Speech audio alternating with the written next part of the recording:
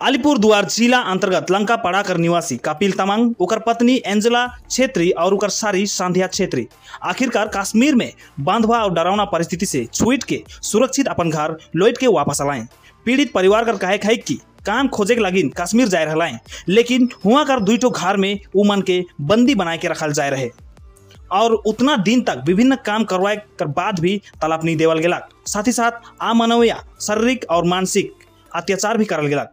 इस सब विषय वस्तु के लेके कपिल तमांग अपन पिता के जानकारी दे रहा है, जेकर बाद परिवार द्वारा स्थानीय समाज सेवी विशाल गुरुंग से संपर्क करके विषय के लेके बीरपाड़ा थाना में सूचना करल गेलक। अलीपुरद्वार पुलिस और कश्मीर पुलिस का संयुक्त कार्रवाई से कपिल तमांग और उनकर परिवार के सुरक्षित घर वापस लानल गेलक। देखो पूरा रिपोर्ट।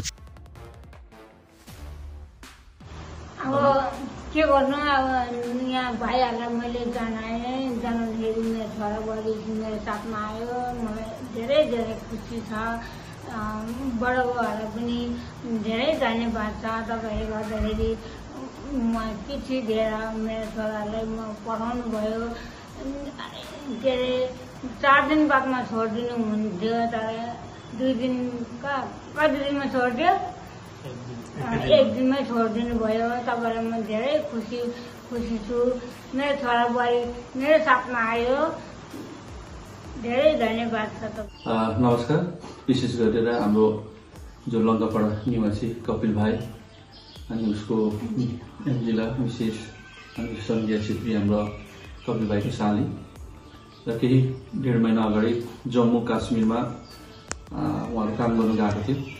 तर त्यहाँ काम गर्न जाँदाखेरि धेरै धोका भएको थियो, उहाँलाई टर्चरहरू भइरहेको थियो र कुनै एजेन्टले लगेर कुनैले सोझुरी देखाएन, उहाँलाई त्यहाँनिर घरमा छोडिदियो र मालिकहरूले पनि उहाँलाई टर्चर गरेर खानापिना पनि राम्रो नदिने, धेरै उहाँहरूले एउटा सङ्घर्ष गरेर हामीसँग सम्पर्क गर्यो। उहाँको आमा बाबाले मेरो बस निवासमा आएर गुहार लगायो कि मेरो छोरा बुहारीहरू त्यहाँ फसेको छ, निकालिदिनु, रेस्क्यु गरिदिनु भनेर। र म पनि धेरै टेन्सन भयो। अब जम्मू एन्ड काश्मीरमा कुन डिस्ट्रिक्ट, कुन ब्लक, कुन थाना एकदमै केही एड्रेस पाउन सकेन।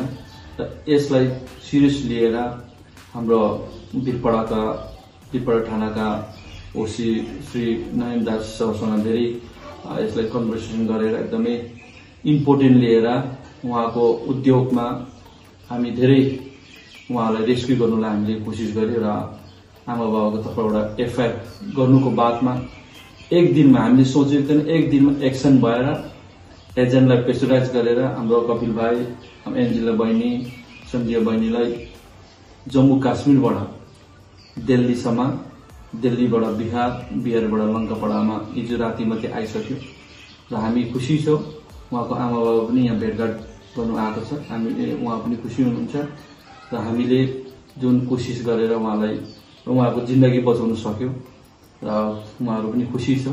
र आज हामी भेटघाट गरेर एकसाथमा देखिरहनु भएको छ।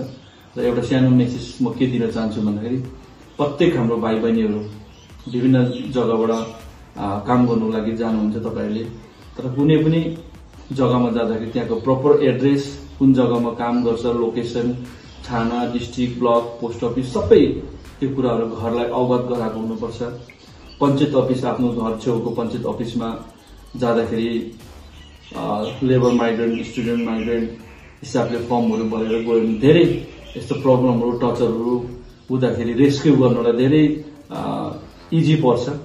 र मलाई थाहा छ धेरै अझै पनि फसिरहेको होला, उहाँहरूलाई पनि अब चिन्ता भावना गरेर हामी हेल्प गरिरहेको छौँ।